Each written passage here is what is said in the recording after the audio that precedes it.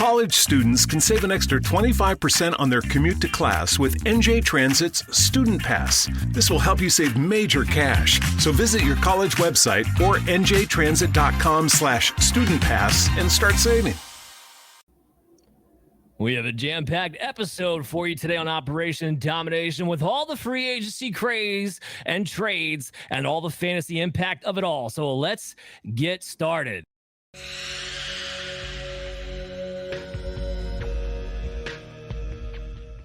Operation Domination is underway.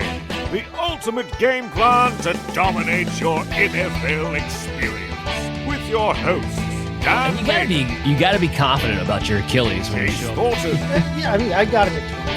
Chris Tired of Dowhouse, hearing about disappointments in fantasy in the sense. and Adam LaRue.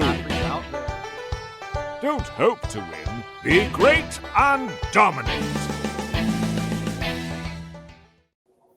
Welcome back in Operation Domination. Thanks for tuning in on your favorite podcast app. We're available to you wherever you listen to podcasts. And make sure you check our stuff out on our YouTube channel at FS Advice Net, the Fantasy Sports Advice Network. Check them out. Check out the app.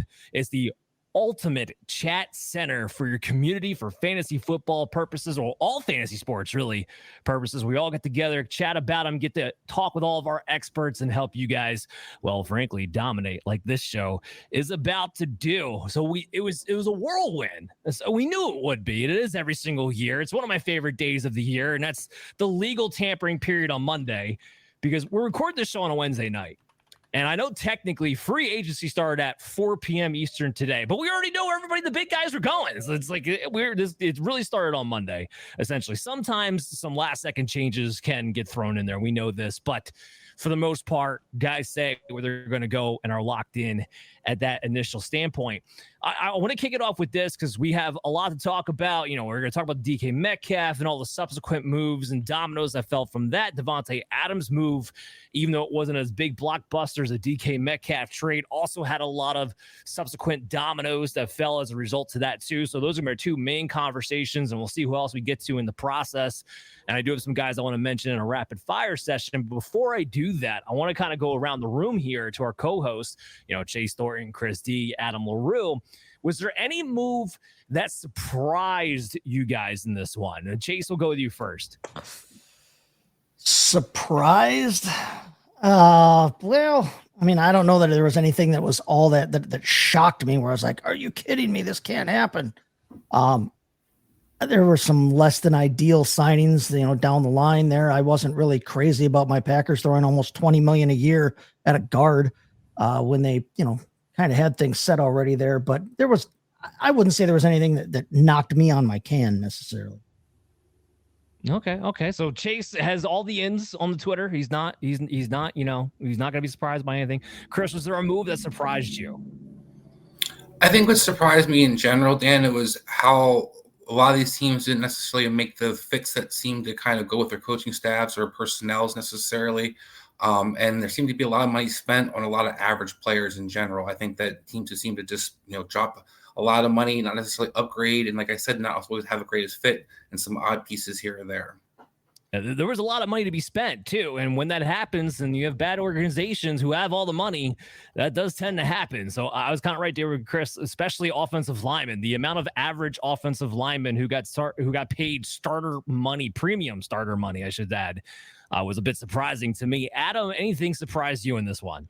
Yeah, this is one that we probably otherwise wouldn't talk about very much. How about Myles Garrett re-signing with the Browns? He made this whole thing about how he wants to win. He doesn't want to keep rebuilding. And then we've got a bunch of bum quarterbacks heading over to Cleveland. And suddenly he's like, all right, I'll re-sign if you give me enough money. Like, well, yeah, you said that's not what you were about like a month ago. You said exactly that this isn't for the money. I want to go win a month ago. Yeah, well, $40 million can wipe away a lot of wanting to win that badly. That Adam, and also in their own 2 years still of you. So are you going to hold out for 2 years and demand a trade? They were pretty dead set that they were not going to move on from Myles Garrett. And that's valid from the Browns' perspective. I understand why they wanted to get this done, but it's just like such a strange, like you seemed so dead set on this not that long ago. I'm just surprised it got settled as quickly as it was going to if he was going to resign. Well, in true Browns fashion, they overpay to try to make these problem players go away. And we've seen how that's worked out. Although Myles Garrett's actually a good player. So we're not going to worry about too much of the Sean Watson of it all when it comes to that.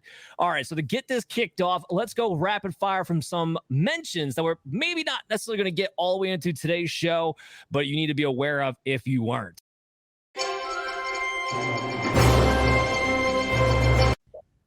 And I'm going to need a little background music here if I can get it going to kind of get in the mood of this.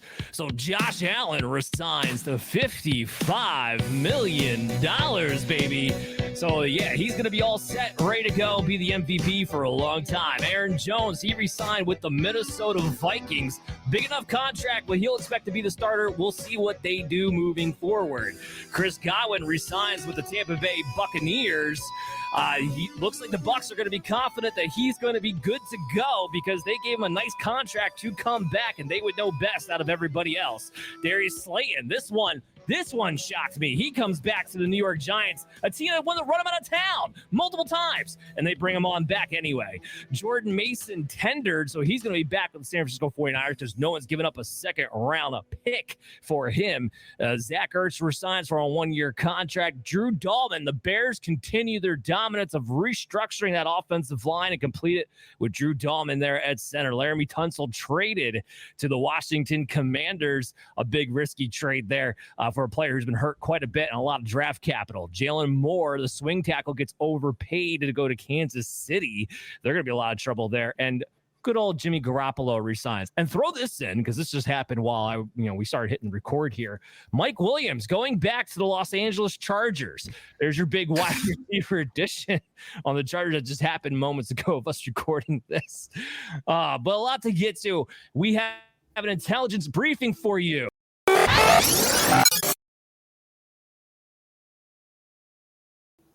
All right, so it's time to get access to all the goodies. And the first up that we have to talk about is, well, it's DK Metcalf, right? That was the big trade over the weekend, and there's a lot of moves, a lot of dominoes that kind of fell as a result to DK Metcalf being traded to the Steelers and then signing a 5-year, $130 million deal. On top of it, the Steelers was for a second-round pick, a sixth-round pick, and a seventh-round swap. So, Chris, I'm going to go to you first, man. DK Metcalf on the Steelers. Big fans have been. Does he get any boost in potential from this move or no? I don't see the boost in the potential. I think this is kind of sad for me where we've all been kind of tantalized by DK Metcalf and the talent he brings to the table. And if they would just kind of exploit him more than, use him more than just 2 or 3 routes, well, he's going to an offense that we know, Arthur Smith refuses to utilize whoever talented player he has on this team offensively. Number 2, we have no idea what's going to happen to the quarterback position, who's going to throw in the ball to DK Metcalf. And then finally, he got paid, but he also wanted to be in a good weather situation where he had a chance not to play in crappy weather and low scoring games. Well, that didn't happen either. So you put all those things together. I get DK wanted to get paid. I understand the money. Pittsburgh seemed to want to be making a move. I just sad for DK, and I think this means George Pickens moving on sooner than later. Do you think this season, just to piggyback off of that real quick, or you think it's next year? I think they'll see if they can shop around to get something from him possibly this offseason. If they get anything that they like, they might pull the trigger, maybe even try to move up to get that quarterback I'm talking about. But if not, then I think they'll wait to the offseason and tag him. And I misspoke. I'm sorry. It's 5-year, $150 million, $33 million average. I said $130 million earlier, so I'll correct myself. I said close to 35. Yep, he almost got there for a player who's been good but not really great. So it's a little surprising. But the Steelers seem that desperate to bring in a wideout. A little confusing to me. Chase, I want to get to you because the Arthur Smith of it all, and it's your favorite coach. It's all of our favorite coaches, but yours in particular. His fit with this team, with this scheme, what does it present to you? I mean, in terms of the fit, he should be the number one target, I would think. I like him better than George Pickens as a player. I do. But in terms of, for fantasy and that, and am I excited about it? I mean, we're talking about going from a team that was had the 7th most pass attempts in the league to a team that was 29th in pass attempts last season. We still don't know who's going to throw him the ball. I'd like to fit a lot better if I knew who the hell was supposed to be throwing on the ball next year, whether it's Rodgers or whoever else it's going to be. We saw all year that they needed more than just the one receiver. They had Pickens when he was healthy. They had that one receiver. They needed somebody across from him. Well, now they've definitely got somebody across from him, but now in my opinion, Pickens is the guy across from the guy. I think Metcalf fits well here, but I'm still not thrilled about the whole idea. It's the Arthur Smith of the whole thing. We don't know that he's going to be able to, support a true number one type wide receiver in this offense. This was a really underwhelming move for me in terms of my fantasy. Chase, real quick to your point, I was going to say, looking around him, you saw a lot of other guys that weren't featured in the offense last year. I think that's kind of what I'm looking at. Pickens was pissy for most of the year last year because he wasn't getting the ball no matter who the quarterback was. I mean, we had that one game where he basically quit on the sideline because he didn't get targets he wanted in the first half. So DK, I just don't see, like, as you pointed out, I just don't see how he's going to be a true receiver one in this offense. Yeah, I mean, you're talking about a team that Pickens had 103 targets. As granted, I said the health, he only played 14 games, but he only had 103 targets. That's not fantasy, gold by any stretch of the imagination. But you look at the rest of their receiver core. Calvin Austin had 58 targets. Van Jefferson had 40 targets. Mike Williams, who's gone again, like we said, is 34. I don't see where either one of these two guys, even if they bring in a Rodgers, I don't see where either one of these dudes is able to truly return a whole heck of a lot in fantasy value. I'm probably out on both of them. I'll end up with some best ball shares like you always do because you have to diversify. But in terms of, my home leagues and redraft and what I'm aiming for, I won't be targeting either one of these guys. Yeah. Jay, just to kind of piggyback a little bit off of that, where DK Metcalf, his target share has been high earlier in his career, right? Yeah.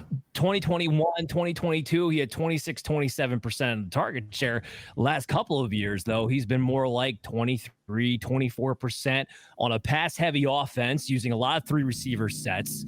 The only way he fits the Steelers is because he only runs three routes, and Arthur Smith only has three route concepts in his passing scheme anyway.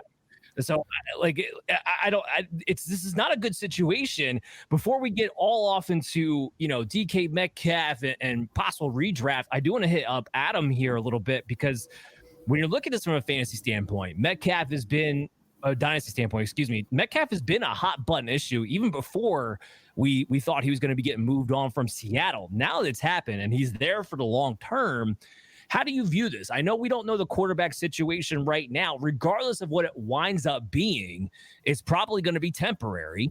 So how do you view this? Is Arthur Smith temporary enough where he has some downturn value? Or are you trying to get out of DK Metcalf altogether? He's not someone that I'm necessarily going to panic off of. Look, I think when we're talking long-term, when there's just so many unknowns, that I'm just going to focus on the variable that I know. And the variable that I know is that DK Metcalf is a very talented player.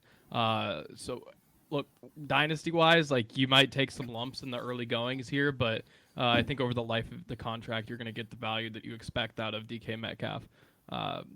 Again, I think just based on what you know right this moment, you bet on the value of the player in the long run. Oh, Adam, does it change any, though? Because I think that's the big thing for me is we've been disappointed in DK Metcalf. We've been waiting for that kind of boom, that receiver one. People have been holding on for that tantalizing opportunity. And we know that maybe JSN could have been the receiver one moving forward. And we'll talk about that a little bit.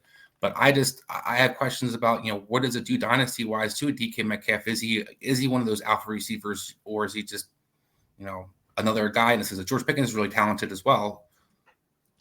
Yeah, I don't think George Pickens. I think if anything, this gives them the leverage to be able to move on from George Pickens, like you've all kind of mentioned. But I mean, DK Metcalf largely in dynasty circles over the last year or two has been treated in that, second or third tier of wide receivers. It's not like this is, Drake London or Garrett Wilson. He's a guy whose dynasty value has largely been in line with guys like, your T. Higgins, your Devonta Smiths, guys like that. And amongst those guys, I think over the long haul, you can still make an argument for DK Metcalf. Absolutely. Jordan Addison is in that same tier. DJ Moore is in that same tier. Problem with that is those guys have all been number 2s on their team. He was supposed to be the number 1 on his own NFL team, and he's only been a number 2 for the most part. He's only been a number 2 fantasy wise for what we talk about. Yeah, I think that's the same for a lot of those guys as well. I mean, I don't know. I think, again, with DK Metcalf, you see the talent. Not that you don't with those guys as well. But with him, you almost take the unknown, whereas a lot of those guys, that their quarterback isn't that great, and that they're stuck with those quarterbacks for a while. I mean, unknown also means it could be good. It very well, probably more likely than not, is bad. But unknown is better than guaranteed bad, just so we're super clear.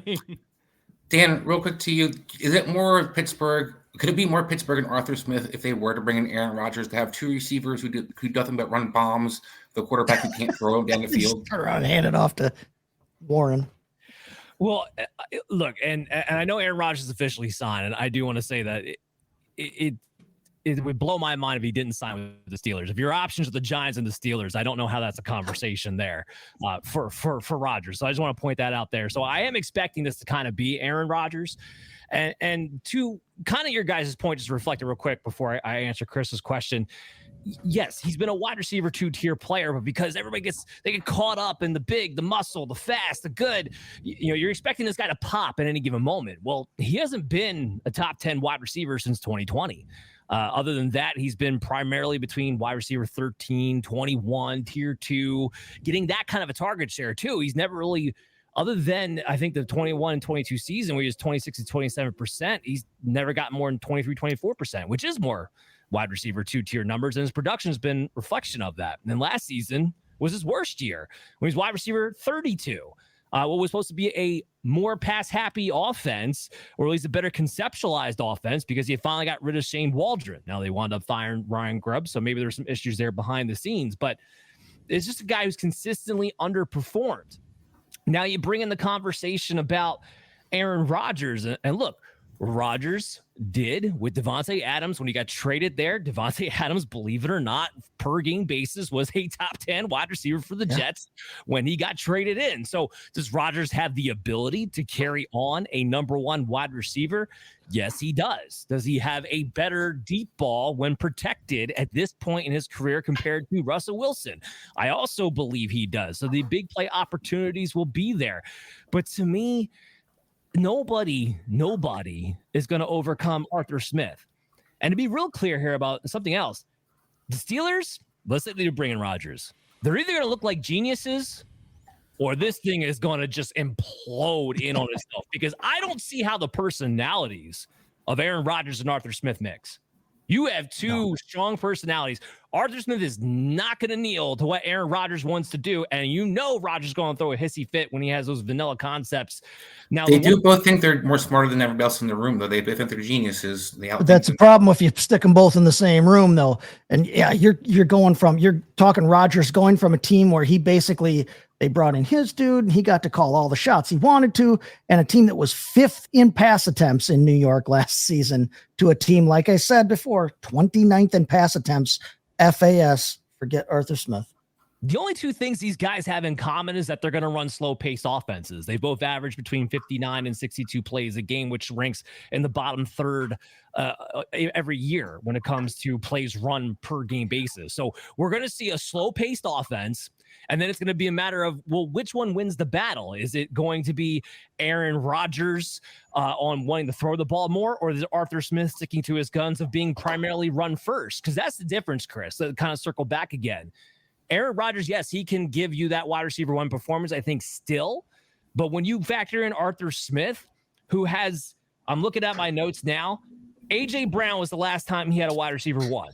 That was mostly due to the fact he had 11 touchdowns that year. He only had 1,075 yards. It wasn't like a ton of yardage. He had 11 touchdowns. Outside of A.J. Brown in 2020, He hasn't had a fantasy wide receiver finish better than wide receiver 42 on a points per game basis. Look, not since then.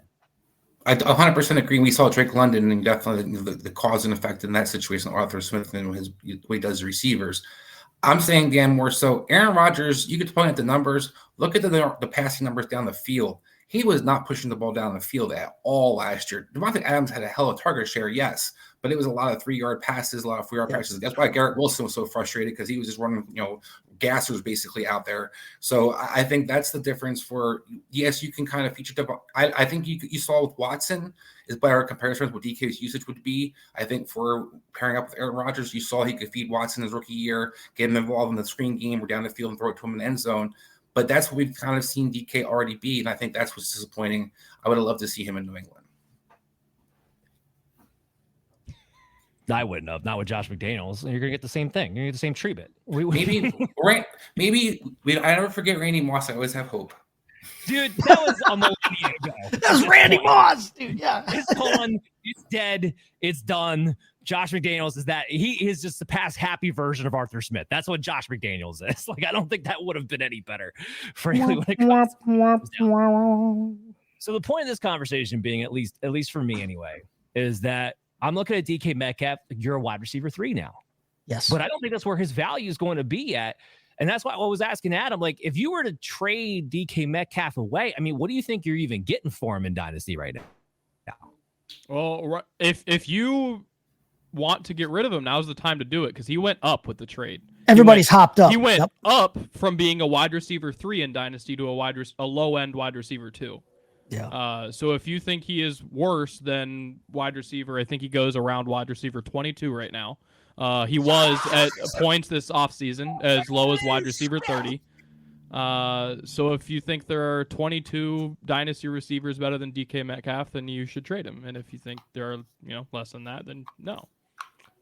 On the flip side, Dan, don't forget how people get enthralled with that talent. Like George Pickens, for example, he had 3-4 touchdowns last year, and people were still waiting for him to explode for like the past 3 years. So I think people will always kind of be intrigued with the idea of DK. So maybe you do kind of wait for the couple boom games, because there's going to be good games. It's not going to get twisted. The guy's still talented. He's still going to have a game or two where he just has 200 yards and runs around like a crazy person. But that's going to be the problem. Is there's not going to be consistency, which has been DK's problem throughout. Well, like Adam said, he's big right now. He's in the headlines. Everybody's hopped up, and he actually rose. You want to give it another day or two. If and when Rodgers does sign, it'll jump even again, I think, probably. So, I mean, yeah, if you want to get rid of DK Metcalf in Dynasty, I'm all for it. Yeah, I would. Him, it has to be soon. It has to be soon. Because he will go back to wide receiver 30 this offseason. I would. If we could get a Rodgers signing tomorrow, and you can swing a trade tomorrow afternoon. This is the fantasy industry, guys. They'll trade Pickens away, and we'll be back talking about DK's receiver 1. Will that change things for him? Oh yeah, he's not getting 154 targets in that offense. Garrett Wilson was wide receiver 11 last year. Garrett Wilson was wide receiver 11 last year with Rodgers as his quarterback. He had 154 targets to get there. There ain't 154 targets for any single receiver in the Pittsburgh offense. I don't know if there's 154 targets total for the wide receivers in that offense, and I'm being a little bit facetious, but not overly. Okay, well, no, because just to illustrate, George Pickens had a 26% target share and still was the wide receiver 42 on a points per game basis last season. Yeah. And he's going to run the same routes that DK Metcalf's going to be given. So let's be real clear about that. Now, look, do I think Rodgers is better than Russell Wilson? Again, assuming Rodgers signs. Yes, I do. But this comes back down to Arthur Smith and ultimately offensive philosophy, and ultimately receivers who don't run a lot of patterns and are going to be stricken to one of 3 concepts, essentially. Let's talk a little more about George Pickens, because frankly, my take is in Dynasty right now, at cost, I'd rather take a shot on George Pickens, knowing that whether it's this year or next year, he's on the way out. So his situation at least has a chance to improve. I don't know how much better DK Metcalf's situation is necessarily going to be. So again, at cost. But if Pickens were to move on, let's say next year, I'll go back to Adam again. What kind of value do you think if you're looking to buy him with the idea that he's gone somewhere else next year, what are you looking to give up? For who? For DK? Pickens. For Pickens. I I mean, look, I'm not the biggest Pickens believer in the world, and I think we're kind of accelerating on the typical Steelers wide receiver thing we've got going on. They're all going a little bit faster than the last one. AB took into the second contract. Deontay was a little bit quicker, and Pickens is already there pretty much.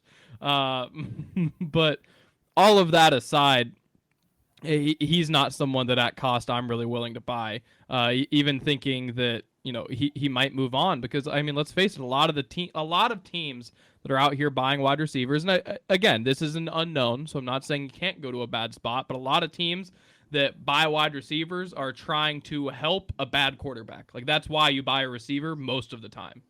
He could go somewhere great, and not denying it's a possibility, but that's normally what happens.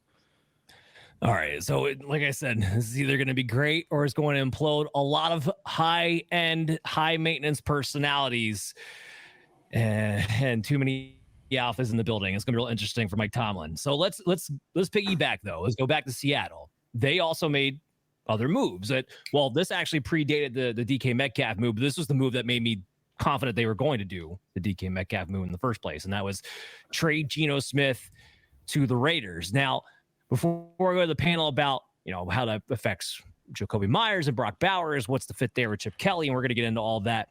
Can I just say how stupid the Raiders are for doing this in the first place? You had to give up draft capital and then pay Geno Smith more than Sam Darnold, and Sam Darnold's younger, and they're the same guy.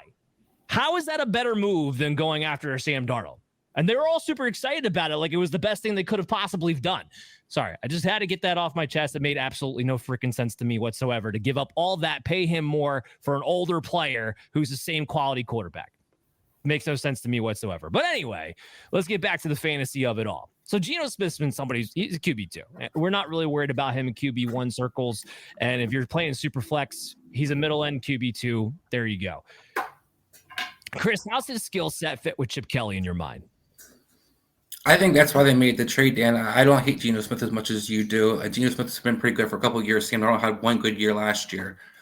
So I think what I'm looking at is for a team that had a quarterback in Ohio State, I'll go back for. Will Howard was not a very good quarterback. Isn't a guy who necessarily threatened you down the field very much, but was able to kind of attack the middle and attack this on the short outside throws. And that's something Chip Kelly likes to do, and that's something Geno Smith excels at. The other thing I think is it fits the play callers he has in place. He's usually very reliant on a runner who runs good patterns. That's why DK kind of struggled, matching up with him. And then he likes to feature the tight end. So I think all those things in general, I think Chip Kelly's offense, why I wasn't very excited for it, I think that this is a good fit in general for Geno Smith and Chip Kelly.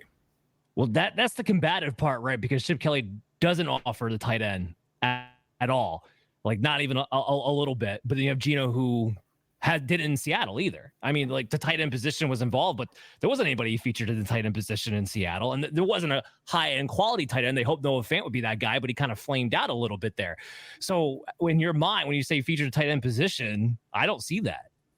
Well, I think that you see what they threw the ball to Warner a couple of times. Warner had 4 or 5 touchdowns last year. Fant was involved. The tight end position in general, Dan, yes, they didn't have a lot of names. They had Colby Parkinson before. They had Will Dissly. They never hadn't had a great tight end. Noah Fant was kind of their attempt to do that, which he wasn't great before where he got traded from either. So I think in general, you saw Geno in the red zone, looks for the tight end position, and he also tends to look for those guys. That's why we're kind of disappointed in some of the usage of people like JSN, people like DK Metcalf throughout the years, because he doesn't always just look for the outside receivers. He looks a lot in time in the middle of the field and looks for that guy that touches the tight end position. All right, so Chris thinks Geno is going to fit Chip Kelly's passing concept well. Chase, I'll go to you on this one. Now, Bowers can't really go much higher, right? I mean, you're either talking about him as tight end 1 overall, the tight end 2 overall. So I guess to you, does this hurt him at all? Does he keep the same level? And then on the flip side, Jakobi Meyers, how do you feel about him with Geno? I'm not worried about either one of them. I like the idea. I'm more on Chris's side with this in terms of Geno's fit with the Chip Kelly offense, and with Chip Kelly being able to kind of modify his spread offense to use the players that are around him, kind of like we saw this past year with him. I like the idea of Bowers in that offense. Bowers isn't necessarily he's not your run-of-the-mill tight end, obviously. He's not used as, even the Raiders didn't necessarily use him as such. They're not going to use him as such going forward. So I like him in that spread concept offense, being able to run around, being able to get open. And the same for Myers. I mean, Myers is still a wide receiver 2 at best, in my opinion, at best. That was what he was going to be before. It's what he is going to be now. It's at best, he's going to be a wide receiver 2, in my opinion. But I think that overall this offense, has some potential. I would like it a lot better. I like the whole potential for the entire offense. Geno, Bowers, Myers, everybody, if they can get some semblance of an actual running game. And if they could probably add one more weapon there in that pass attack that at wide receiver there. But I don't see this as a negative at all for Bowers or for Myers. I think it's a decent fit. Geno he's a quarterback 2, but he was quarterback 14 overall last season too. I mean, there's stuff to be had here. And lest we forget 3 years ago, if you think about, but 3 years ago, he was a quarterback 1 type player for the season. So there's still the ability there. I think they signed him because Carroll doesn't want to rebuild. He didn't want to rebuild. He wanted to be competitive right away. This is a known quantity. This is a guy he trusts with his quarterback position. Plus then, like I said, it's a good fit with a Chip Kelly offense.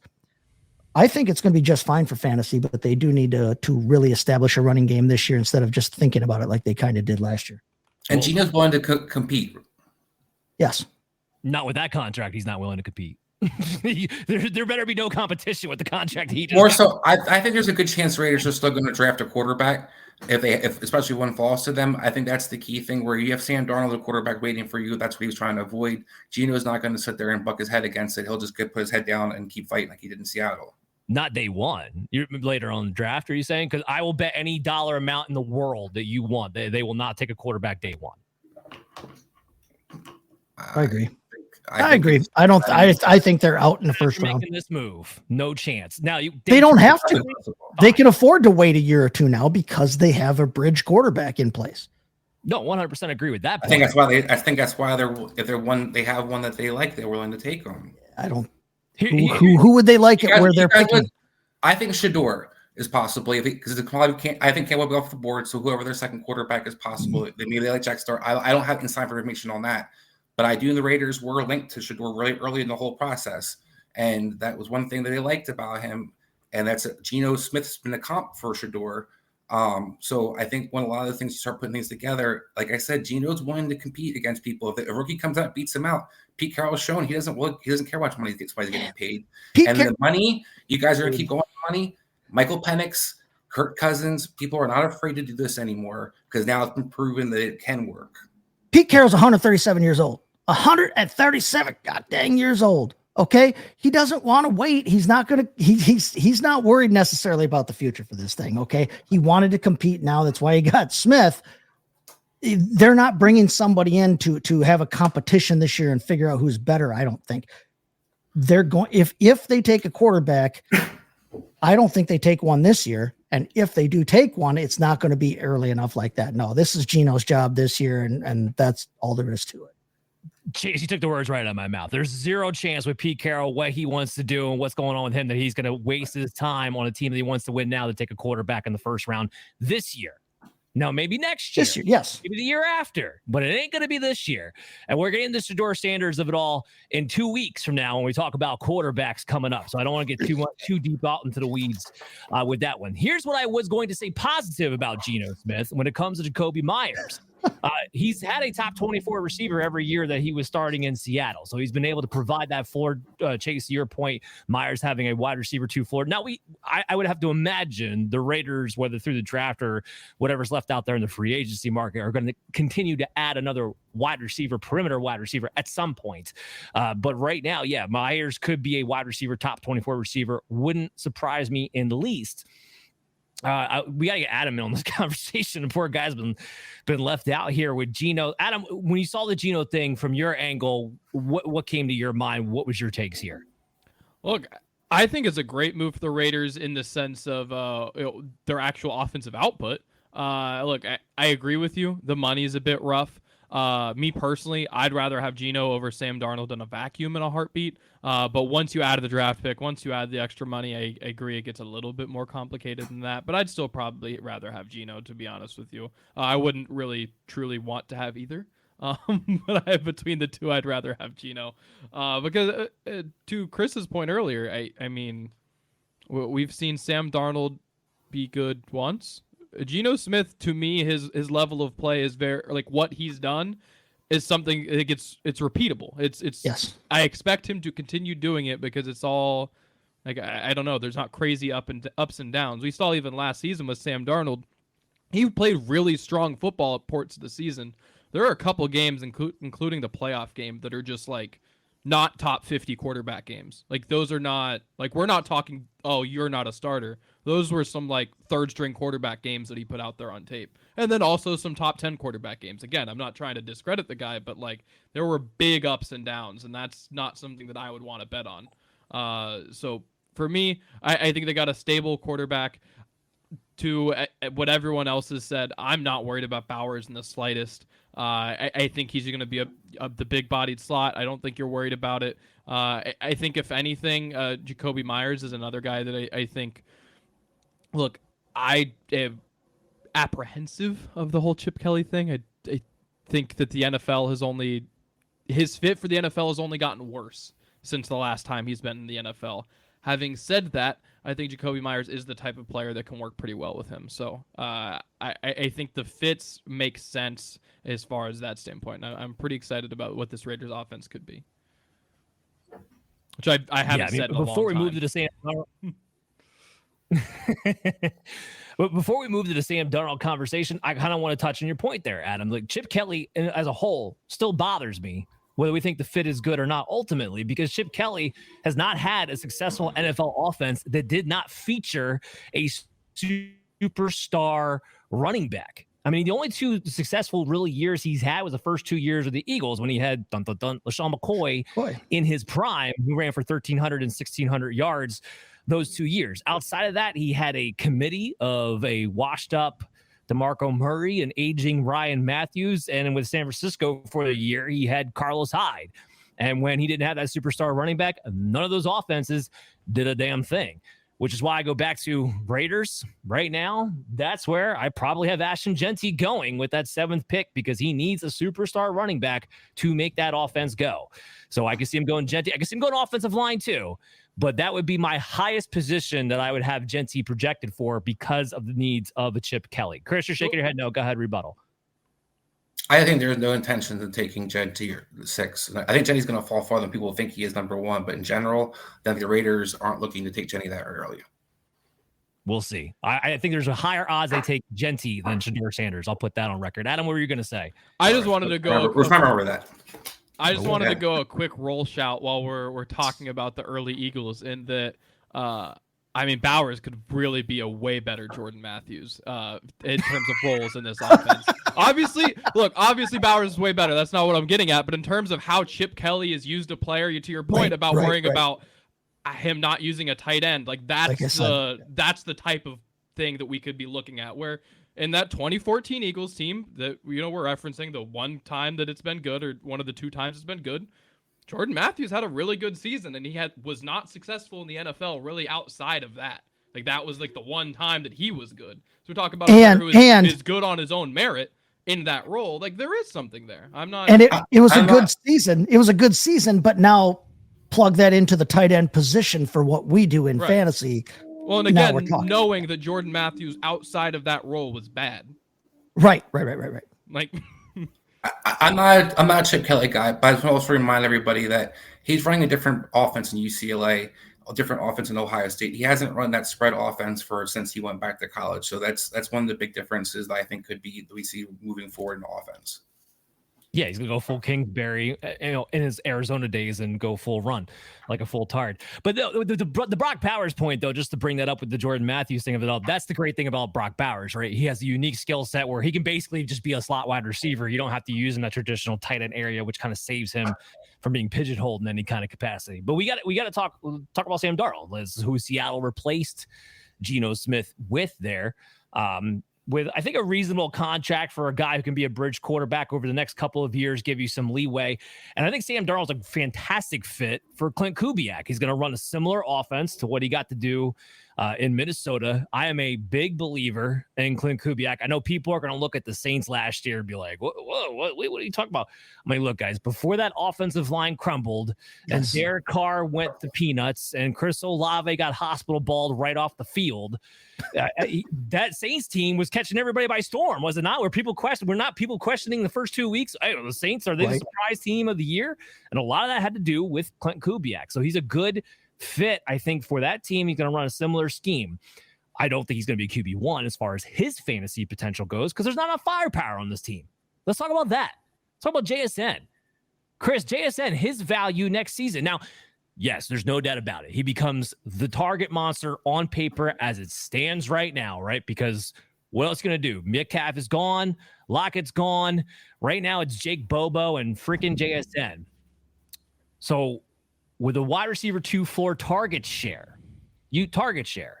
what's your expectation with JSN, Sam Darnold, Clint Kubiak within this offense? And I know you're not the biggest JSN lover. I think you're going to get exactly the same numbers you got from JSN this year that you got last year. I think that's the big difference, Dan. I think there is no difference. I think people wanted to anoint JSN as a receiver 1 last year. He really didn't arrive. I think that's what you got from him last year, production-wise, was kind of a poor man's DJ Moore. You're going to get around 1,000, 1,100 yards, the 6 or 7 touchdowns. I don't like this fit particularly for Sam Darnold because JSN doesn't stretch the field at all. Where you talked about, where Derek Carr was really effective early on and he had little touchdown passes, they were the Shaheed. They weren't the Chris Olave. Chris Olave was kind of being forgotten about the offense. Go ahead. They did sign Marquez Valdez-Scantling. Well, there you go. So there is a chance that MVS could be the one catching those bombs. But I think what concerns me overall is I feel like this is repetitive of what you already have in Sam Howell in a lot of ways. Sam Darnold is good when he's good, but when he's bad, it goes ugly. And one of the things that Clint Kubiak has to do is push the ball down the field. So if you're going to be aggressive, you don't have receivers to push the ball down the field too. I do like how JSN can wind up getting his numbers. Like I said, he'll have a floor, maybe a little bit more consistent as a floor this year than it was last year. But overall, that numbers I think are going to move to receiver 1 territory. And just to remind everybody, last season he finished as the wide receiver 22 on a points per game basis, had a 24% target share. So was a solid wide receiver 2 from that standpoint. Here's what I would say. And look, I don't think JSN's a big wide receiver, like a big play wide receiver. I don't think he's necessarily going to be a touchdown guy, but he is in a situation where I do like the offense, or the offensive coordinator, I guess I should say. I don't totally love the offense. I love the offensive coordinator. And a situation where he could easily get 27+%, which would put him, I think he's going to be at least a mid-level wide receiver too, just based off of volume. That's what Chris Olave was on a points per game basis before he got injured with Clint Kubiak. And well, I should say before Derek Carr also got injured, because that had a lot to do with some of that too. But that's the big thing, right, Adam? Because everyone's loving JSN right now because numbers. So what we got dynasty-wise, you got a young player with a promising target share, with you want to say an adjacent move at quarterback. I say an improved version, but an adjacent move at quarterback, and definitely an improved offensive coordinator. So how people are going. Yeah, here is a guy who, for my money, if I had Jackson Smith and Najigba on rosters, and honestly, I might have to check. I'm a little checked out. I've been in my draft scout mode lately. But boy, I'd be selling. And it's that's not to say that I think Jackson Smith Najigba is bad. But boys, this is the wide receiver 10 in Dynasty right now. I mean, I can get an addition for Ladd McConkey right now. Like, I don't hate Jackson Smith and Najigba. I'm not trying to be a hater. But if I can get, like, a second and Ladd McConkey, like, you're out of your minds to tell me that I'm not doing that. I'm sorry. Like, if you're telling me he's wide receiver 15, then that's great, and I would think it's fair. But there's a couple guys that he should not be valued over. So I think at the moment people are buying into the targets a little bit too much. Now, look, if you have Darnold and you want to stack him, I get it. Again, I think there's opportunity for him to be a high-end wide receiver 2, or maybe even sneak into the end of wide receiver 1. I wouldn't expect it, but I'm going to at least admit the opportunity is there. The upside is there. And given the hype that he's received, he's going to be very the value is going to be very insulated. He has a bad season, you're still going to be able to get out of him fairly easily. So he's a safe investment. So I'm not going to say absolutely go sell him. But man, if you need the help at wide receiver, I'd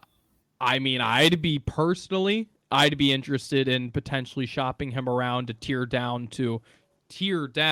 to a Rashee Rice or a Ladd McConkey or an AJ Brown or a T or one of these other guys, maybe even like a rookie Teteroa McMillan, to get one of those guys plus either a second or a first or another asset. Like, to me, that's more valuable than what he's actually going to produce. I think it's going to be similar to what, candidly, again, players I love, what his former teammates have been in Garrett Wilson and Chris Olave, where they're super high up on everyone's dynasty boards, but you keep going, well, where's my actual return? Where's my production? I don't think he's necessarily going to be awful, but I don't know that he's going to be the wide receiver 10 this season, which is what he is in dynasty right now. Geno completed 70% of his passes last season. Darnold completed 66% of his passes last season, and that was by far his best season. After completing 66% of his passes last season, his career completion percentage is 61%. So you're going to a less accurate quarterback, and do we really think he's going to get all that many more targets than last season to make up for the off-schedule targets or the off-target targets that he does see from Darnold? Yeah, it's hard to see him outperforming last season up there with Darnold at quarterback. And as far as Darnold's prospects, like we just said, there just aren't enough weapons other than JSN around there to make it worth your while there. So the JSN thing is, and I'm a JSN dude. I like him, but ouch. I would like to add in there for context, Darnold also had 200 more yards and 14 more touchdowns than Geno Smith too. I think it's also kind of worth noting here. Now, not going to be the same firepower on offense, but it is going to be a similar scheme. Let's talk about the scheme a little bit. And Chase, I won't go to you to have this answer this one. What are you expecting out of this Seattle team now that they've gotten rid of Metcalf, gotten rid of Lockett, brought in Darnold, brought in Clint Kubiak? What do you think the direction of this offense is going? I think they're going to try to rely more on the run game, which means trying to rely more on Kenneth Walker, but I don't know that Kenneth Walker is all that reliable. And from a health standpoint, luckily for them, they do have Zach Charbonnet there as well. So they've got that running game. I think this is a team that will want to use the running game more, that will try to use the running backs more because they have two very talented running backs there.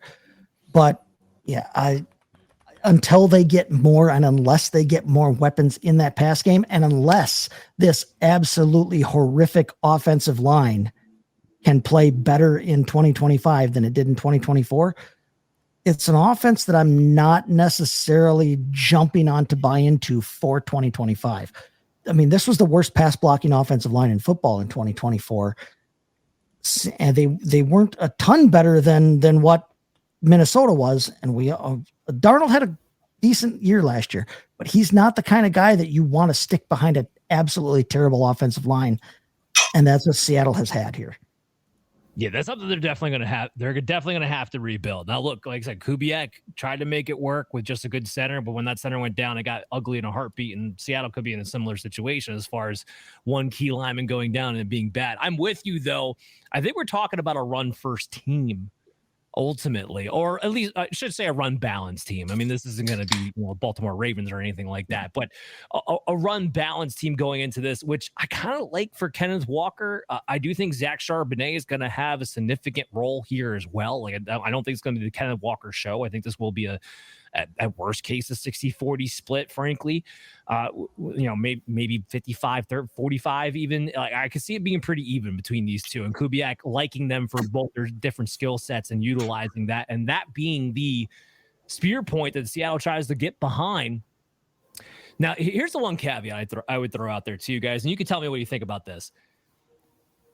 With Kenneth Walker, his contract coming up soon. Zach Charbonnet was drafted a year after, so they have him for a little bit longer. Maybe, and this is more redraft purpose thinking, I guess, maybe they look to use up Kenneth Walker this year, knowing, not again, Zach Charbonnet have a role, but knowing that they'll have Charbonnet for at least another season after this. What do you guys think about that? Maybe Kenneth Walker gets the boost for 2025 because he's on the outs for Charbonnet the following season.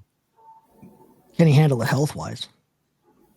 See, I've heard the opposite, Dan. I've heard that they're actually shopping Charbonnet and that they're really, really high on Walker. They're looking forward to utilizing him, and that's one of the centerpieces of their offense moving forward. Think about Dalvin Cook back in Minnesota when Kubiak was there, and that usage of how they kind of featured their offense, and that's what they kind of want to get to. And we saw Kamara last year, of course. But I think Walker is a guy. They're not going to give Charbonnet away, and maybe it could flip, the script this season as the season progresses. But from what I'm understanding right now, Charbonnet is rumored to could actually be the Raiders talk about a little bit. There's some other teams sniffing around right now on him. Yeah, it'll be interesting to see. I mean, they definitely could do that 100% this season. Just a theory, throw out there, a little talking point. Anything else in Seattle we want to touch on, Adam or Chris? I wouldn't be shocked if one of these outside receivers just has a weirdly high amount of touchdowns. I'm not betting on it, whether it's Bobo or MVS or happens at all. But I'm just saying that, look, Derek Carr, the majority of his production last season, when healthy, was deep passes off play action. That's how it happened.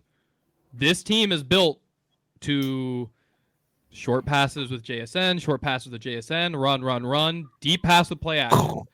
So I'm not saying that their game-to-game production is going to be consistent, but these outside wide receivers, if they remain as they currently stand, they could be very sneaky best ball value coming later into the offseason. MVS with a weird 9 touchdown season or something like that. Yeah. Look, they're going to throw a lot of play action deep shots. I your truly believe it. Your point's valid. Yeah. I think there's a good chance too to watch what they do with the draft picks too, Dan. I think they'll probably draft receiver, which could have immediate return as an outside receiver. Adam's talking about where we don't see a Jake Bobo out there necessarily, or MVS, God forbid. Yeah. Yep, that definitely could be really interesting to watch going forward. All right, so let's get into the Davante Adams of it all with the Rams here. So he signs a 2-year contract. Cooper Kupp was officially, again, recording this on a Wednesday, officially released today on Wednesday. So he's finally gone. Davante Adams walks in and he's the replacement for him. So we know they have Stafford. We know they have Puka Nacua. We know Davante Adams comes in, and I'm not saying he's going to take the same role as a Cooper Kupp or Puka Nacua is going to take Cooper Kupp's role. I think ultimately they'll be interchangeable as far as that goes. I think more what you're looking at is Adam comes in. Puka's still the guy.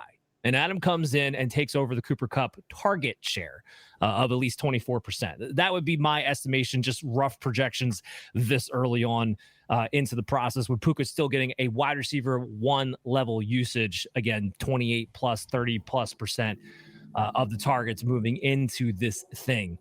I guess right now, let's stick with the basics of Davante Adams. With this offense, and again, like I said, last year, points per game basis, finishes top 10 wide receiver with Aaron Rodgers. Is that on the table with the Rams this season at 32? Case. Oh, I don't know, because he had a ton of targets last season as well. I don't know. We haven't seen the Rams actually. We think of the Rams as having, they've had 2 number 1 type wide receivers for the last couple of years. They haven't really been able to ever really support 2 number 1 type guys. They have 2 number 1 type players right now with Adams and with Puka Nacua. And I'm not necessarily sure that they're going to your point about target share, I'm not sure that Adams sees enough of the target share to really reach what his fantasy and real life potential really is still at this point in his career. I like Puka Nacua. I think Puka Nacua, I'll probably have him as I will still have him as a top 8 type overall play next year at wide receiver.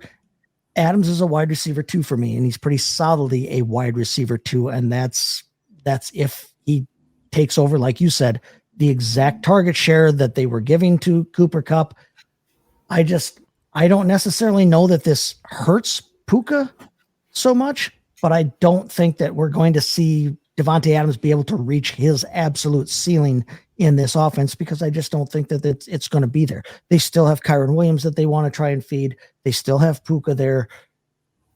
Matthew Stafford's another year older. So, I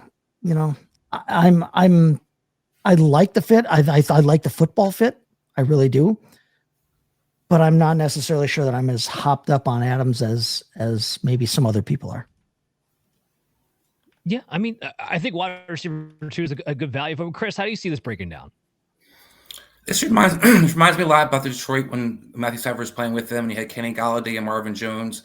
There's different talent, skill set in a sense. Kenny Galladay's, the Puka, Nacua. Puka's definitely better, of course, and Marvin Jones kind of doing that Adams role. Of course, Adams is better still. But what I think I'm getting at is you're going to see one of the guys kind of be the all-around guy. You're talking about Puka. I think he'll be the featured part of the offense. But I think what you're going to see is Davante be definitely involved in the red zone, a guy that can get you close to 8 to 10 touchdowns. The problem I have, Dan, is I don't know if kind of what Chase's building was talking about, are they willing to feature a receiver 2 in this offense anymore? Because it seems like it's been forever and years where, yes, the numbers wound up kind of panning out that way, but it's usually streaks. Puka's rookie year was kind of, it was buzz when Cooper Kupp got hurt, then Puka jumps in, and then vice versa. And then when Kupp comes back in, Kupp kind of takes it back over, and then Puka's good, but not quite as good. And then all of a sudden, Kupp gets banged up again. Here's back on Puka. I will say to that point, I don't think that's really any different than any team that has 2 alpha level wide receivers. I mean, we look at AJ Brown, Devonta Smith, they're both streaky back and forth with who's doing well. A lot of it can be based on injury or whose game it was that particular week. I mean, I think we look at a lot of that. They're both the target shares though, Dan, because I go with Puka like the 15 to 20 targets. Kupp gets 15, 20 targets. Those games are the huge one that boost those numbers, the end of the season numbers so much. If you're going to get 5 or 6 targets, it's a lot different than getting 20 targets in week or 2 weeks in a row. I get 40 targets. That's where I get really interested to see kind of how this unfolds, because we haven't seen that really been the case. Stafford likes to lock on a guy; he's going to throw it to him. We haven't seen McVay be very creative. We saw Allen Robinson die basically as that second receiver, never get utilized. We watched last year where they signed Robinson. They had Tutu Atwell. They re-signed Tutu again for what? How involved were they in the offenses? And then at the end of last year, we basically saw Cooper Kupp must have had, pissed Matthew Stafford off or Sean McVay or somebody off because he didn't get the ball through the entire, last couple of games. So that's where I'm really curious about Davante's overall value, because I like it, as Chase talked about. I haven't seen it for a while in LA. And I worry that everybody's going to be so excited about this idea that Davante Adams is going there, that what you're going to have to spend in drafts to get him is going to be way more than what I feel like I want to pay, because he's going to be a wide receiver 2. I don't want to pay. I'm not going to want to pay what I anticipate the price is going to be to get Davante Adams on my team. If you want to be a number 1 receiver in half-point PPR, you have to score round numbers. You have to score 200 points. And in 16-ish games, which is what they all basically average out to, I know the season's 17, but the fantasy season is 16. You have to average 12.5 points a game, half PPR. Half PPR, that means you've got to be catching 7-8 balls a game, and you've got to be averaging about 80 yards a game and then getting your touchdowns on top of that. Is that possible with Puka Nacua across the field from you? And Puka's the guy who already knows Stafford. Stafford's the guy who already knows Puka. They've been in that offense now for 2 years. Davante's the new guy coming in who has to learn and create that kind of chemistry with them. I'm much more willing to be in on Puka this season than I am on Davante. Well, of course. I mean, like I said, Puka doesn't change as far as him being a wide receiver. Even at cost, but I'm talking about even at cost though too. I'm probably much more likely to have Puka on my teams than I am to have Davante on my teams. I like the upside of Adams, Dan, and I was going Adam to jump in here, but I think Adams could, was kind of going on the downside of his career. Of all the matchup opportunities for him, whether it was, it could be in Kansas City, maybe a better fit, but he hasn't had a good quarterback throwing him the ball in a while. And I think this could make up for some of the steps he's lost for the last couple of years. Because as we saw last year, he can still be a monster if he gets targets, and Stafford's one of those guys who can throw it to a spot hard. Well, I think Chris, to your earlier point, the red zone. I think that's going to be the key, the red zone. Puka hasn't been that. I thought he had a chance without Cooper Kupp being there. Davante Adams comes in. I think Davante Adams will have more end zone targets, let's say, than Puka Nacua does. But I think ultimately this is a wide receiver 2 situation. Adams still, he's still good. I'm not trying to get this twisted, but he did look like he lost a little bit of a step there. Not quite the same player. Wouldn't have him in the top 12, but there was plenty of games last year. No, they weren't getting 15 targets when both were on the field, but there was plenty of games last year where Puka was getting 9, Cooper Kupp was still getting 8. I still think you can feature these 2 receivers at a good rate. Adam, get in here, man. Yeah, I mean, to me, the Rams became one of the teams that I'm most curious about when we get to the draft cycle, and here's why. The Poona Ford one, going along with this, and I know that's an off-the-wall one to talk about on this show, but what it allowed them to do, that's filling a hole. Getting Davante filled a hole. Like, I'm really excited for the possibility of them hammering the offensive line in this draft, and if that's the case, and if you hit, then I'm all in. Like, if too much faith if you, no, I said if it gives you the opportunity to, and I said if, but if the stars align, and this is a class where there's a lot of tackles that are going to fall down people's boards because people want to move all these tackles to guards, okay? Boy, they could strike it rich. They drafted their butts off last year. Like, that was a fantastic draft. You followed it up with another fantastic draft, this time on the offensive line. Again, there's no guarantee any of this happens, but they have the opportunity. Like, if you give this Rams team an average to above average offensive line paired with their offensive weapons, like, the sky is genuinely the limit. And that is an offense that can have both Davante Adams and Puka Nacua, be successful. So I'm just throwing it out there that there's no guarantee. They just let, Jonah Jackson leave. Or traded him rather, and they bring one of their guys back, which isn't always the best because their guys weren't that good. Alec Jackson. Yes, correct. Yeah. That re-sign again, it's not super promising, but just to say that the stars it's like Jeff Noteboom, Bryce Allen, go down the list. I'm just saying this is a watch list team for me in the sense that you get 2 of these offensive linemen that are going to fall down the list. Suddenly the narrative around the ability to have both these wide receivers be successful changes for me. Because I think part of the reason they couldn't have Cooper Kupp and Puka Nacua both coexist is because you have so much of your resources are going to just keeping Stafford upright. Well, and you talk about, Stafford, who used to throw the ball down the field, really hasn't been able to. Exactly. You take 2 steps and he's already under pressure. So the fact that you're one remaining hole on defense you filled. You filled Cooper Kupp's shoes immediately. Like, what's left? Like, why would you not be going all in the offensive line? And teams do dumb stuff, so I'm not saying that they will, but, like, why would you be doing anything else this draft? And, like, one of the 3 positions that are acceptable right now, like, in this draft. Yeah, well, I was just going to say, to the earlier Stafford point there, Chris, you mentioned how Aaron Rodgers wasn't throwing down the field anymore. He was 6.7, air yards per target, excuse me. Stafford's only 7.3, so it wasn't a big difference. Adam, to your point, a lot of that being reflected in the offensive line. It could fix a lot of things, and yeah, I'm with you. The Rams offense has a upside of like a Cincinnati Bengal type of offense here that we kind of saw over the past year when both T. Higgins and them are on the field. I mean, Puka Nacua can do a lot of those things. So it's definitely interesting, and this is why we love talking off season, because of all the possibilities if teams start to kind of draft a certain way. Let's talk about a team that, let's say they have limited upside, and that would be the New York Jets. So Adam leaves the Jets, right? Now we have Garrett Wilson. The Jets turn around. They sign Justin Fields to a decent contract, 2 years, $40 million. Not bad to be a bridge gap quarterback. It's not going to be Tyrod Taylor, thank God. Starting week 1, I was telling Chris this off. I was getting a little bit worried that was actually going to wind up being the case, to be frank with you. So I am glad it was Justin Fields. So I don't, to kick off this conversation, because we were talking about Adams, I want to focus in on the Garrett Wilson of it all for this one. And look, Garrett Wilson is a tremendous player, and if he wasn't on the Jets, we'd already be talking about him as a top 5 wide receiver, dynasty redraft, best ball, you name it, if it wasn't for the Jets.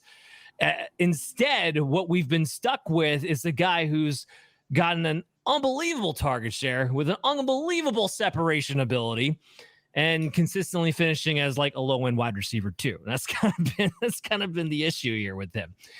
So Justin Fields comes in. Chase, we'll go to you.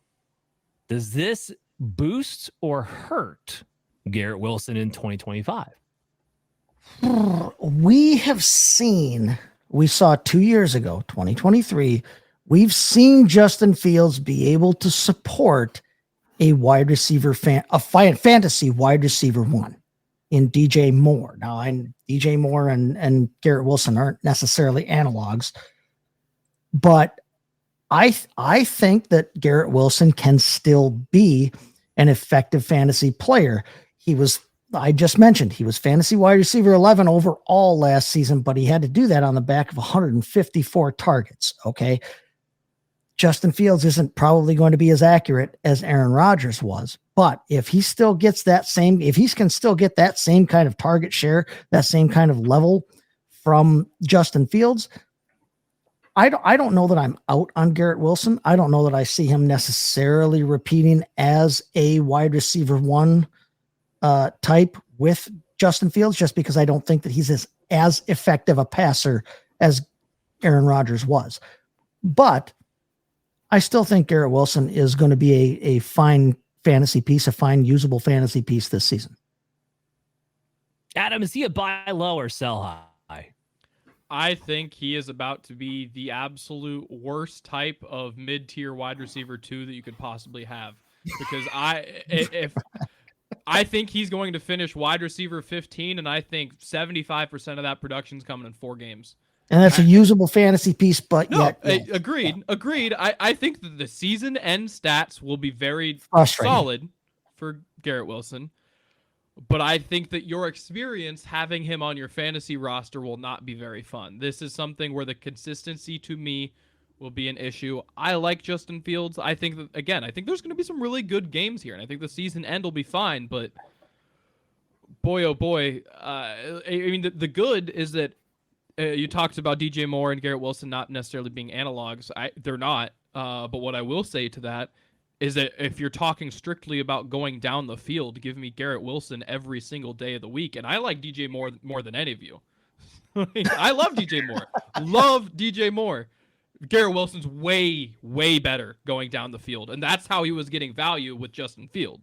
So to me, I think there's going to be some really solid games here. I wouldn't be shocked if there's some, Justin Fields career year. Don't think it's out of the question, but I think more than likely this is just going to be a super volatile relationship between these two that, has some sparks, but is largely a bit of, what could be.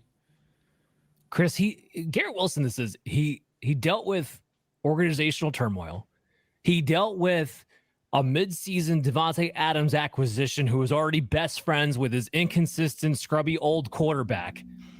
He still finished as a wide receiver 23 on average points per game basis with a 27% target share. So what's your take here? Is Justin Fields with Garrett Wilson as the clear alpha and a changed offense not a boost to you? I think 100%. Look, I know people get buyer's fatigue. The people got from Drake London going into last year. But then we saw when he got the target share we were looking for, finally we got the numbers we wanted from Drake London. I think Garrett Wilson's in the same boat. Dan, number one, this is his best friend. Justin Fields played with Garrett Wilson. This isn't a new receiver he's never seen before in his life. He played with him in college. This is part of the reason Justin Fields is in the pros. Number two, DJ Moore. Adam, Garrett Wilson's not only better down the field than DJ Moore. He's just better than DJ Moore, period. Oh, yeah. And but I'm just saying, that's how he gets value. Yeah. And I say that he's because a better person. He keeps a better house than he does. Better driving record. F that dude. I like DJ Moore. I think DJ Moore's a really good receiver. But was it 2 or 3 years ago now when Justin Fields was last year there with DJ Moore had that boom year. He was very good. I believe he was a top 10 receiver in fantasy that year. Yes. Why can't Garrett Wilson do that? And then the other thing, at first I thought it was an odd fit, the Justin Fields signing. It was like, well, this is a Lions offense. They're trying to, they hired the passing coordinator from the Lions. I forgot Tanner isn't a Lions guy per se. He was there, but he comes from the Chargers tree. He was in San Diego for college for most of his career. He's come as more from a Harbaugh kind of background in a sense. And you're going to see a guy who, when he did have a chance to be offensive coordinator for the XFL team, Cardell Jones was his quarterback, was a guy that he actually targeted to try. Ohio State guy, by the way. Cardell Jones, big arm, was mobile. That was kind of what they built in that Washington, D.C. team for him. So I look at the fit in general, Dan. I think there's a plan in place, which is number one, incredible for Garrett Wilson to have as a player since he's been a pro. He's looking around. He's like, we actually have a plan of what we're doing, and we're not winging it. And number two, he is clearly the alpha in that receiver corps. And like number three, like I said, we've seen Justin Fields be able to feature a receiver one in the past. Why can't Garrett Wilson do the same thing? Well, 2023, DJ Moore was wide receiver 10 in points per game. He was wide receiver 6 overall. So yes, there's no question that Justin Fields can support, especially if this offense is going to be 5th in pass attempts like it was last season. I don't think they'll be that high, but we have seen Justin Fields be able to support a number 1 fantasy wide receiver before. Yes. Well, yeah, and let me just elaborate on that, Chase, because DJ Moore that season had 28% target share, Garrett Wilson had 27%. So not only can he feature a wide receiver one to that level, but it's going to be more efficient. It's going to be shots downfield. It's going to be those touchdown passes. And look, this is all assuming, of course, the Jets don't add another prominent target earner. But besides getting the draft at this point, I don't foresee that happening. You're talking about a team that has a lot of holes that they want to fill. So I don't know how high up the wide receiver board they're really going to be even in draft day. Like I would be maybe a little bit surprised, especially where they're picking that it would be a day 1 pick unless it was Ted McMillan, which I don't necessarily think is going to wind up being. I can see him going in a bunch of different other directions. Here's where, Chris, to your point about Tanner Engstrand, what I hope he did pick up in Detroit was the pace, right? Because Detroit was the second fastest team. I'm hoping he brings, and I'm not expecting him to be up there that high in that pace, but I'm hoping he brings that with him to this Jets team where at least maybe they're top 12 in pace of play, because that's something we haven't seen the Jets be. I don't even know how long, because they've been bogged down by all these crappy Green Bay offensive coordinators, ex-former offensive coordinators. Yes. Insult intended. Coordinators, yeah. As long as they brought that with him, with, like you said, the game plan, you're going to get off more plays, more explosive plays downfield with an actual game plan in place. It's just an improvement across the board. Again, I laid it out. Like, Garrett Wilson had to go through everything in a handbag last season he could possibly go through, and he was still a top 24 wide receiver. There's potential here for him to finish as a top 12 guy. Now, I'll have him more on the low end side, high end wide receiver 2, that tier, but there is that upside for him this season. And I think this is finally the year that he is being undervalued, where maybe he's being drafted as more of a wide receiver 2. We'll get more into ADP as the summer comes along. Let's turn tables, shall we? Justin Fields is the guy in question here as he signs with the Jets. And look, guys, I'm just going to lay it out for you. When Justin Fields starts, he is a QB1. It's not always pretty, okay? You can drive yourself crazy. A lot of times you got to wait till the second half of games for it to come, and you're sweating bullets on Sunday. Like, where's my points? Where's my points? Where's my points? And then finally it breaks out in the second half because they have to come back from behind, usually because of something Justin Fields did in the first half anyway. But even last year, he was QB7 on average points per game basis. Look, I remember watching those games the first 6 weeks with the Steelers. Holy cow, is that offense anemic? And he was still able to be up QB7. Now, here's what I will say. A lot of that came on a big blow-up he had in week 4. There was, of those 6 weeks, I think he was only really startable in 3 of them. So just to be clear here. But that's the Justin Fields low end. And that's what he kind of brings to the table here. So we go into next season, right, where he's been, again, a top 12 quarterback every single time he's been on a per points per game basis, whenever he's gotten the opportunity to start. People have kind of wrote him off. Is he going to be a late round target, Chris, next season for you? Yes, I mean, he should be. We already know that the mobile quarterback is the cheat code in fantasy football. We saw Daniel Jones fall in the top 10. We saw Sam Darnold get his first resurrection when he ran in Carolina. You only need about 500 or 600 yards rushing, and you're already threatening to be a top 10 rushing quarterback. Add a couple touchdowns here or there. You have the floor. You have the ceiling. Absolutely, it's the guy that you're taking a shot in my book. 8 carries per game. That's what Justin Fields is average for his career.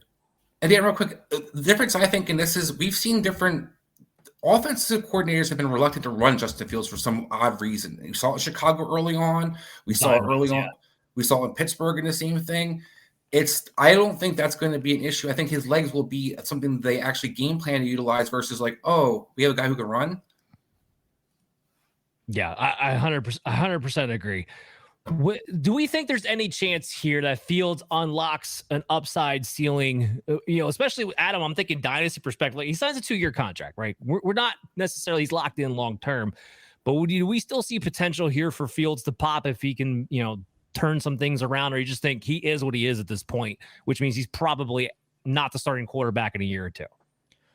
I think that there's still a chance. Look, I mean, I'm not going to bet on it per se, but like we've seen guys who are, have the athletic talents, be able to get just close enough as a thrower, where it works well enough for the offense that you keep living with it. Like speak for Jalen Hurts, for example. Like there's a lot of times where the passing game is an issue for the Eagles, but you take it because everything else is so good and you're able to build around his skill set and still do a lot of things, still push the ball down the field. He gets out of the pocket. He does, he's obviously fantastic at getting that extra yard, right? With the push. Like there, Right. I think that you can work around a Justin Fields type if he's able to improve just a little bit more in the passing game, just get really, it's a consistency thing. He's shown games in the NFL where he makes, a good percentage of NFL throws. If he's able to, be as consistent as he was for the Steelers, but still push the ball down the field a little bit more, like more similar to what he was with the Bears, then I think that that's enough as a passer that you keep him on the field for his rushing upside. And then that's becomes very, very good for you. For a guy, by the way, who in dynasty circles, I mean, I have a trade today for Justin Fields and a 4th rounder for Jake Ferguson. We have Justin Fields and Darnell Mooney for Waddle and Tua. We have Justin Fields and a 4th for a 2nd and a 3rd. We have pretty much Penix straight up. We have. Could he be a Jaden? Because that's my thing. Everybody loves Jaden Daniels. Jaden Daniels is only a year or two younger than he is. Dan talked about, where is he going to be? I'm interested in, Adam. Jaden Daniels didn't throw for, I think, once over 300 yards during the regular season last year. It wasn't his arm that was making a living from fantasy that everybody's excited about. It was those legs, and they weren't even like Lamar Jackson legs. Fields just turned 26 a week ago. Yeah. Yeah, he's not old. I mean, in terms feels of like the fantasy output, like 100%. Yeah, like I think now as a player, I think they're two different. But in terms of their fantasy output, the difference being, I don't think Justin Fields is ever going to be the quick trigger, like get the ball 2-step throw. Like I don't think he's ever going to be that in terms of what Jaden. What was his completion percentage in the beginning of the season for Pittsburgh? It was higher than it had been in his career for sure. When you're throwing it 3 yards, it does. It does in Jaden's case. So I'm just asking. It does, but not the same volume. Let's be clear about that. What I'm saying is, I don't pass attempts a game. Do I think that they could average out to being a similar quality of passer? I agree with you. I just don't. I think the way that they're getting there is going to be different. Really? I could. I'm not saying will. Jaden Daniels is a far superior passer to Justin Fields. Agreed. Today, yes. I'm saying could. Is it within the realm of possibility to me? The better arm is Justin Fields. The better athlete is Justin Fields. Like, could he figure it out? Like, yeah. Am I necessarily betting on it? No. But Jaden Daniels wasn't a good passer 2 years ago. So he's the perfect argument in of itself. He's an athlete who learned how to play quarterback old. That's why I brought him up. Yeah, at 23 years old, he was a bad passer. Yeah, but now he's God, so that's why I brought him up. Go ahead, Dad. Sorry, Dan. No, it's going to take. It took the right coach, right? Kingsbury came in and said, "Well, he had." I'll back up. Jaden Daniels had a very good passing year in LSU, obviously. Yes, and then Kingsbury, and so did Fields in college. Go ahead, Dan. Sorry, but so did Fields in college.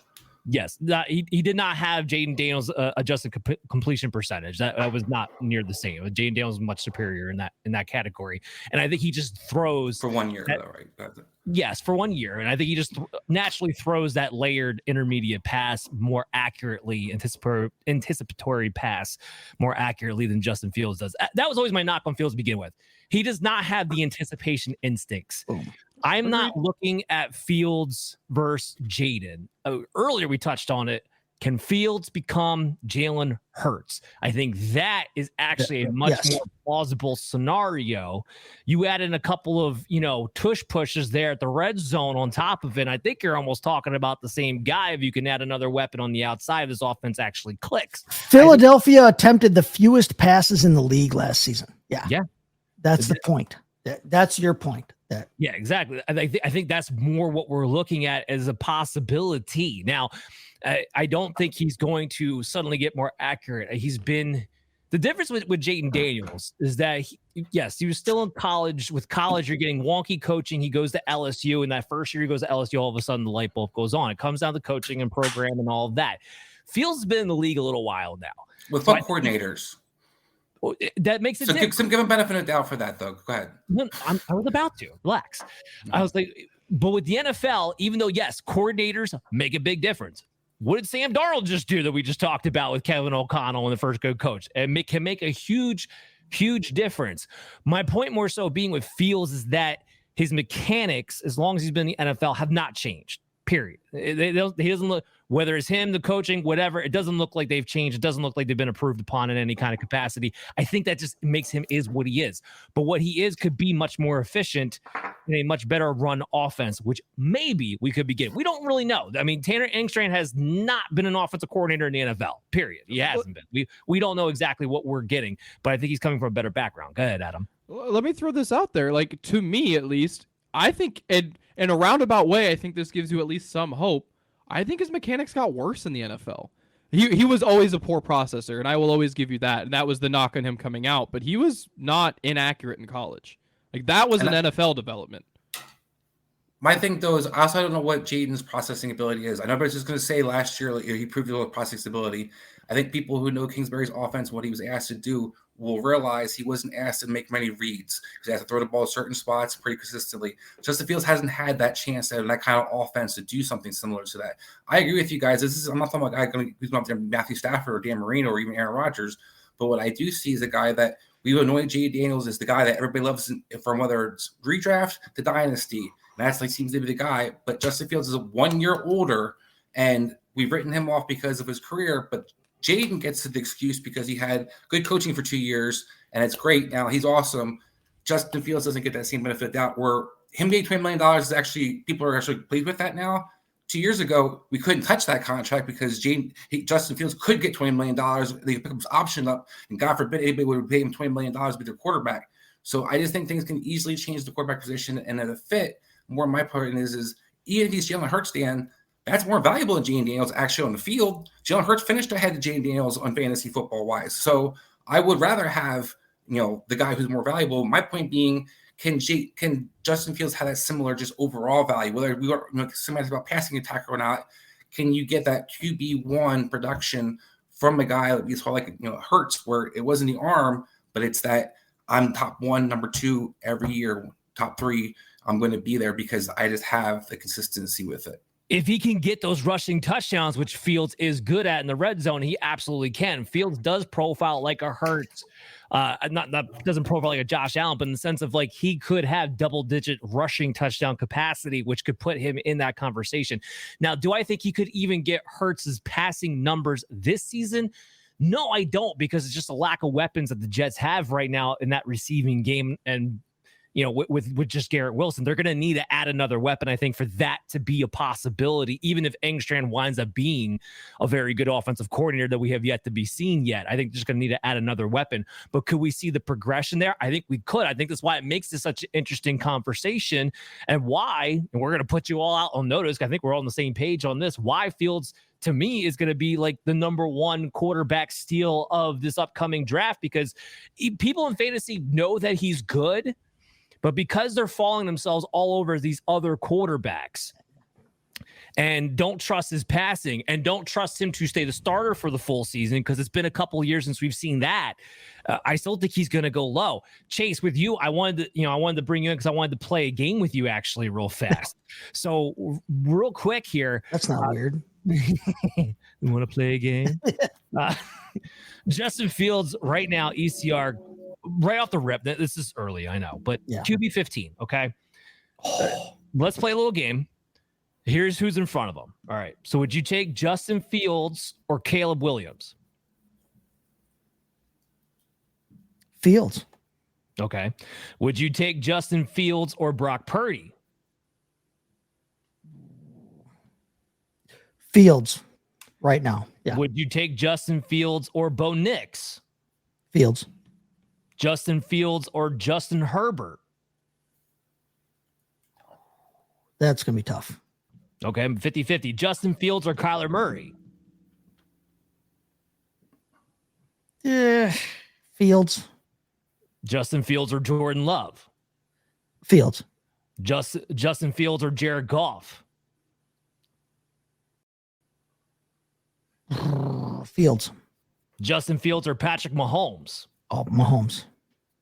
For fantasy, because he hasn't been finishing very high lately. Yeah, I know, but I have a hard time. I have a hard time dismissing Patrick Mahomes for the likes of Justin Fields.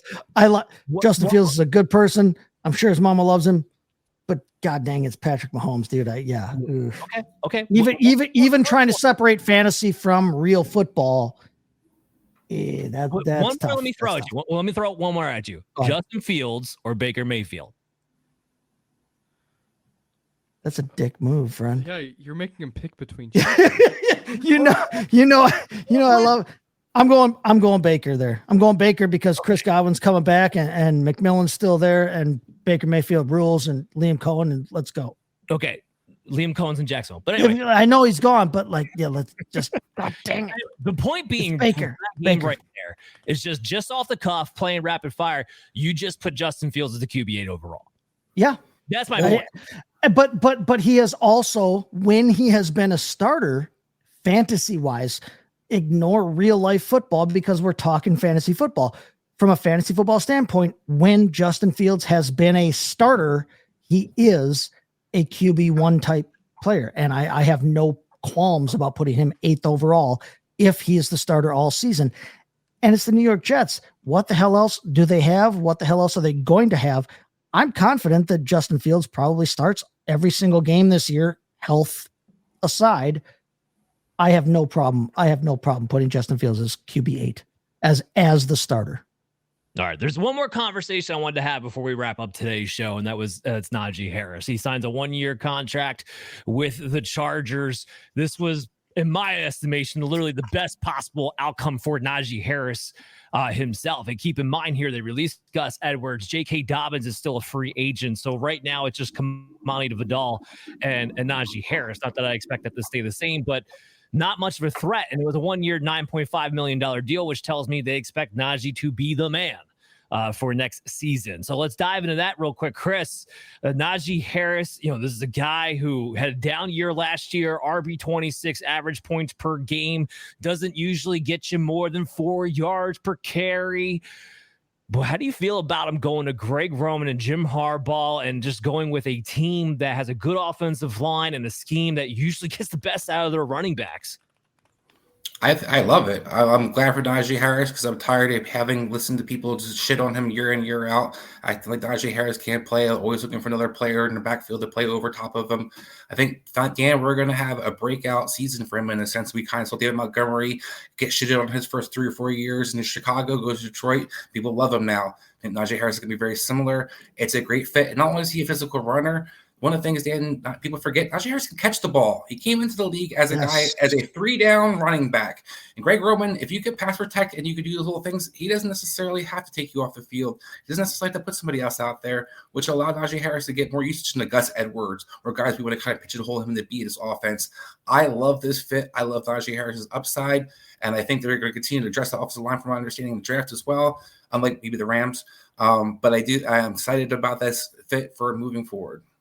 Yeah, just to point that out, the targets, Remember back to 2021 before Jalen Warren came along? Najee Harris had 94 targets, and now he actually has a quarterback who has no problem checking the ball down, by the way. And Chris, yes, to your point, Greg Roman likes to do 3 downs. So this is where I get real excited about talking about Adam, because maybe or maybe not, I have something trying in the works in our Dynasty League to maybe acquire Najee Harris. I'm not going to say exactly what to do or whatever. But anyway, when you're looking at Najee Harris's Dynasty output now, because it's a 1-year contract, but maybe they extend him if he has a great year. He's going to turn 27. What is your outlook here for Najee Harris long term? Is he a buy? Is he a sell? I'm definitely willing to buy him. Look, this is a guy who, I mean, to me, I think it's an interesting case because I think this is one of the few players in the NFL where there's actually a really close analog, and it's situationally even, and that's Josh Jacobs. Look at the difference. Oh, man. See you later, dude. Adam was giving us great breakdown, and all of a sudden he just disappears. Wait, hold on. I think I got him back. We got him back. Go ahead, Adam. Go ahead. Don't tease us like that. But no, like when Josh Jacobs has been on some of these Raiders teams early in his career that had poor passing attacks, when Carr was hurt, for instance, he was a 4 yard per carry, sometimes getting into 3.9 yards per carry back. But I think in a lot of ways, these are very similar players. Whereas you put them in a team that can run block, you put them in a team that can throw the ball down the field, you put them in a team that has, multiple weapons, which, look, Russell Wilson's the best quarterback by far that Najee Harris has played with in his career. I mean, look, we had the corpse of Ben Roethlisberger. We had Kenny Pickett, who threw the ball even shorter than Ben Roethlisberger at the end of his career. And the then answer in Cleveland. Then we have Russell Wilson. So, this is just such an improvement for him in so many ways situationally. And I genuinely believe that there is the opportunity for him to have that type of oh, I'm him season like Josh Jacobs had when he finally was surrounded by competent players. Is there any chance that his value won't be higher than it is right now, though? I don't think so. I don't think it really moved the needle as much as you would really expect. He's definitely worth more than he was a week ago. But from what I'm seeing in Dynasty, he's still like the RB26. He's still in the range of guys like Charbonnet and Tyrone Tracy and Brian Robinson and Travis Etienne. And I know you like Charbonnet, but me personally, I'm taking Najee over all of those guys. Of course. Who's the passing down back right now? Who is the passing down back in Los Angeles? Vidal. Everybody had him last year. Vidal. No, but they didn't. But they never used him as such. Christ, they put Hassan Haskins, who is a lumbering golem of a player. They put him in passing situations more often than they used Kamani Vidal, who is the passing back. If Najee Harris, why did they do that, Chase? Why did they do that? Because he couldn't pass protect. Najee Harris can. Exactly. So that's my point. If Najee Harris is both I'm going to get 2/3 of the rushing attempts and I'm the passing down back, Najee Harris has always been, for the last 4 years, he has been a volume guy. His rookie season was so awesome for all of us because, like you said, he caught 74 out of 94 targets that season. We've been disappointed in Najee Harris the last 3 years because they haven't given him those passing down, the amount of targets that he saw his freshman rookie year. If he gets that kind of usage, if he can get that kind of usage now in a Greg Roman offense in Los Angeles, oh, dude, Katie bar the door. It's good to go. I love this fit. And right now, he is not just the lead running back, but he is the lead third down back on that team, or should be, unless Jim Harbaugh is going to double down on his dude Hassan Haskins, Michigan men. But that's such a great fit there in Los Angeles. I love it. Here's the other thing I want to add to this conversation. Because it's $9.5 million, they don't have to spend an early draft capital on a running back. There's a strong running back class and everything else, but I don't think that's the direction that they go, at least early. So I think that makes Najee safe from having real committee share possibilities, quite frankly. So I want to throw this out there. Rico Dottle, based on volume alone, was RB24 last season for the first Dallas Carolina Panthers. Woo! Yeah, exactly. Signs with the Panthers to back up Chuba Hubbard.